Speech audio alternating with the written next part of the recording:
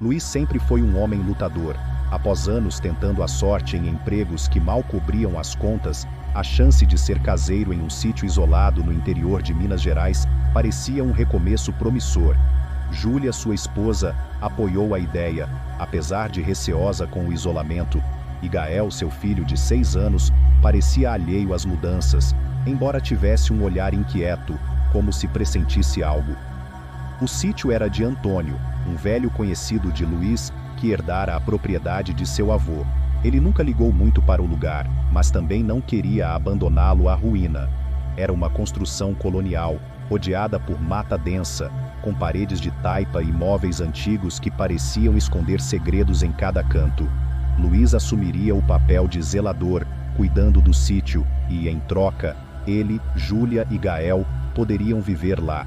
A chegada foi tranquila, mas a vastidão do lugar logo trouxe uma sensação de inquietude. Júlia notou que, embora o local estivesse limpo, havia uma energia estranha. Já na primeira noite, enquanto Luiz colocava as malas no chão, Gael se aproximou da mãe com um olhar assustado. "Tem alguém aqui, mãe?", sussurrou o menino. Júlia sorriu e tentou confortá-lo. "São só nossas mentes pregando peças. Deve ser o vento passando entre as árvores", disse, embora no fundo estivesse tão desconfiada quanto ele. Gael não era uma criança comum. Desde pequeno ele tinha um sexto sentido, uma espécie de clarividência que o fazia ver e ouvir o que ninguém mais via. Ele conseguia se comunicar com pessoas invisíveis e, às vezes, sabia o que estava para acontecer. Júlia, ciente disso, sempre o apoiou, enquanto Luiz preferia ignorar, acreditando que tudo era fruto de uma imaginação infantil. Poucos dias depois de se mudarem, Gael conheceu Jorge, o antigo caseiro do sítio que, curiosamente, tinha um dom parecido. Jorge percebeu o poder de Gael rapidamente e conversou com ele sobre o dom. Ele lhe contou sobre a energia antiga daquelas terras, mencionando que os indígenas locais acreditavam que o lugar era assombrado pelos espíritos dos ancestrais. Gael gostou de Jorge e se sentiu mais seguro ao ouvir que não estava sozinho. Jorge ainda fez um alerta: "Cuidado com o lugar em que está, menino. Essas terras guardam coisas que a gente não entende bem, mas que sentem a presença de pessoas como nós. Mantenha o respeito e nunca provoque o que você não vê." Com o passar dos dias, Luiz começou a agir de maneira diferente. Ele ficava horas trancado no quarto, escrevendo em um velho caderno de anotações. Luiz sempre teve o sonho de escrever um livro, mas nunca tinha tido tempo. Agora, ele se jogava nas palavras como se cada frase fosse uma febre. Júlia tentava entender o comportamento dele, mas Luiz se tornava cada vez mais agressivo e recluso. Gael percebia que o pai não era mais o mesmo. Em algumas noites, Luiz parecia estar conversando com alguém invisível, num tom grave e ameaçador. Em uma dessas ocasiões, Gael ouviu Luiz murmurar em um tom de voz que não era o seu: "Esse lugar pertence a nós. Você nunca deveria ter vindo aqui, garoto." Júlia também começava a sentir a presença de algo sinistro.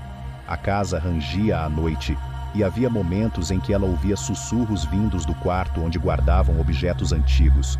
Um dia, encontrou uma velha foto do avô de Antônio ao lado de um grupo de homens com expressões sérias e misteriosas.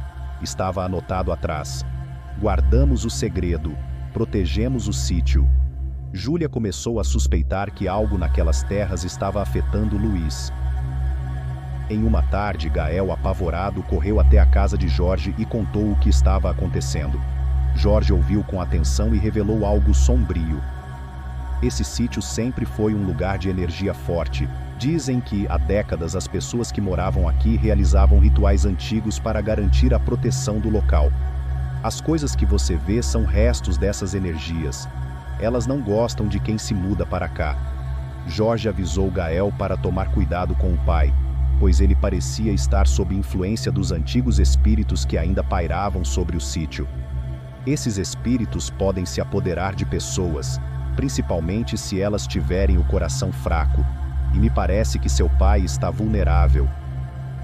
Júlia percebeu que a situação estava insustentável quando Luiz, uma noite, irrompeu no quarto de Gael com os olhos completamente injetados, gritando que o menino era um intruso. Ele carregava um facão enferrujado, um dos antigos utensílios guardados no galpão do sítio. Júlia, tomada pelo desespero, conseguiu puxar Gael para fora do quarto e, sem pensar duas vezes, correu pela mata em direção à casa de Jorge. Lá, Jorge acalmou Júlia e Gael e os instruiu a fugir do sítio.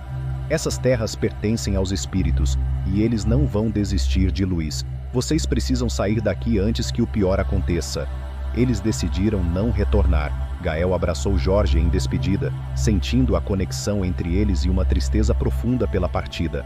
Mais tarde souberam que Luiz foi encontrado sozinho no sítio, com o olhar vazio, repetindo apenas a frase: "O sítio nos pertence".